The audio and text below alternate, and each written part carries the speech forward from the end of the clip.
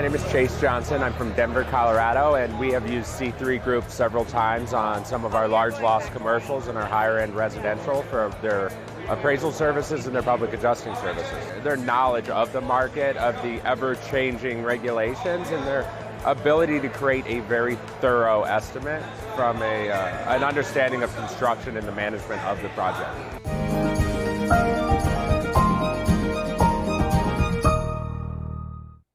Happy Monday, everybody. Lead meteorologist John Choquette here for our daily 12 p.m. hail forecast. As always, thanks C3 Group and Merlin Law Group for sponsoring our video. So before we get into everything for today, just that friendly reminder, if you need any help at all with the training or just getting set up, if you are new to hail trace, or you may be returning after a while, or you just kind of need some guidance to understand the website and the app, give us a call. The number will show up at the end of the video here, and we will get that set up for you and possibly your whole team at your earliest convenience.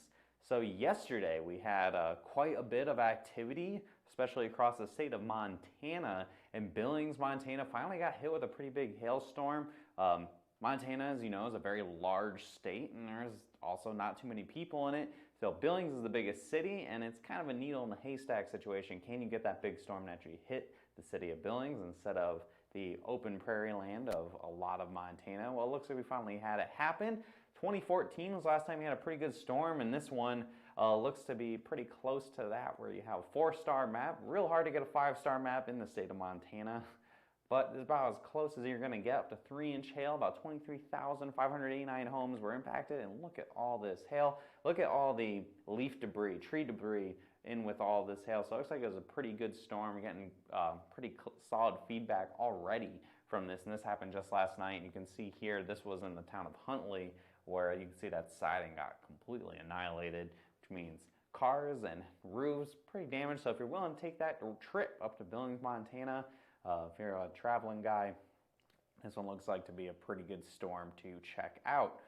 So forecast for today, we got one area we're really looking at pretty closely. It's going to be here across central Illinois and parts of Iowa.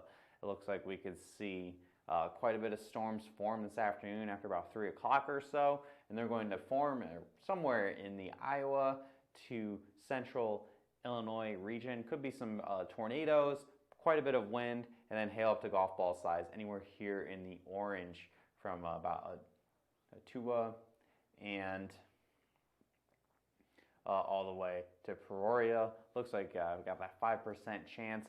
I think the biggest thing that could be a problem for today across Illinois is if things don't stay isolated, they turn into a big squall line. A big angry squall line looks very possible for this afternoon and evening. Very strong winds, again, possibly some isolated tornadoes.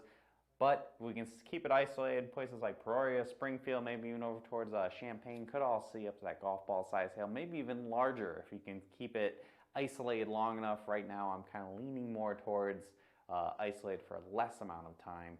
Davenport 2% and Chicago, unless it's the very southern sections of that metropolitan area, I think most of Chicago is going to stay out of this risk for today. This is much more Peoria, Springfield, this general area across central Illinois for today. Here's that future radar that we have here. This particular model is showing some isolated storms forming in the afternoon and the evening hours, but notice how it clusters up very quickly, and that is usually not the greatest for hail.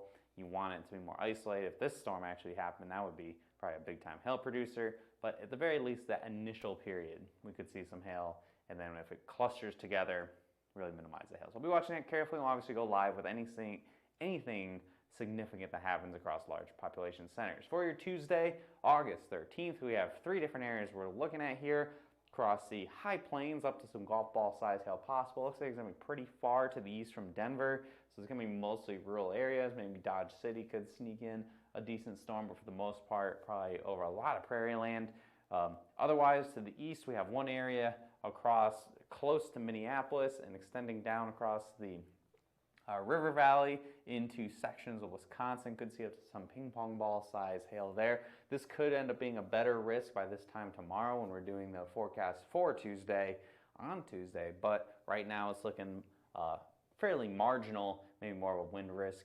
And then here across the East Coast, the biggest risk of the day in terms of land mass and people at risk, I'm keeping up to ping pong ball size hail possible as well. However, I think it's significantly higher for a wind risk, especially across sections of the DC area over into New Jersey and down south into Virginia a little bit. But I wouldn't be surprised, a couple isolated storms, especially further off to the west into Tennessee. You could see that hail close to ping pong ball size. And if one or two storms can really get its act together and stay isolated for a long time, maybe even some golf balls, but that's really kind of a stretch. Thinking ping pong ball is much more likely. So we're starting the high plains here for that future radar. Across, you can see the storms forming in the evening hours after about 4 p.m. And again, fairly isolated, but these could probably pack the most punch with their hail sizes going into sections. Oh, if you're looking up by Minneapolis, storms form again after about 3 or 4 o'clock. And this particular model run is showing more isolated activity that's longer lived. This could possibly promote bigger hail sizes for your day on Tuesday. So I have an update for that for you guys tomorrow, of course. I know a lot of folks are in Minneapolis right now working the good storm from last week. So I'm sure if you get storms in a different section of the metro area, people probably won't be complaining too much. And finally, across the East Coast on your afternoon, these storms will form a little earlier, and you see more of the clusters and lines and everything that would really kind of minimize the hail risk.